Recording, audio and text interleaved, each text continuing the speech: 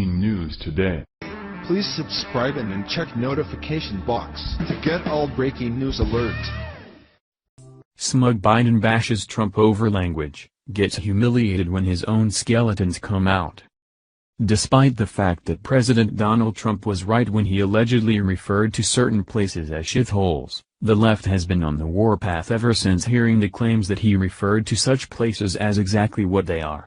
In fact, former Vice President Joe Biden most recently jumped on the bandwagon, but he just got humiliated big time as his own skeletons came prancing out. Liberals will use anything they can to discredit President Trump, even if it's the same desperate and pathetic tactics that wore out a long time ago. Perhaps the worst, though, is the fact that they're attacking the president over a word they themselves have likely used time and time again while in the company of friends and family. As we all know by now, Democrats have come forward claiming that President Donald Trump referred to Haiti and a few places in Africa as shitholes. Of course, he since denied the accusations, along with a few Republicans who say that the left is flagrantly lying about it, but that hasn't stopped the mudslinging. For one, if Trump did say the words, he was right, and that fact has many people brushing off the selective outrage of the left. However, the fact that there is example after example of the left twisting, misrepresenting, or even flat-out lying about the president, it makes it easy to disregard this allegation as false. Even though this is the case, every idiot who thinks they can benefit from attacking President Donald Trump continues to step into the limelight. Proving that most recently was former Vice President Joe Biden, who took to Twitter. "It's not how a president should speak," he wrote at the time. "It's not how a president should behave.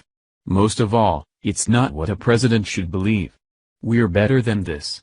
Too bad for him, his own words were about to turn around and bite him on the backside, the Daily Caller reports.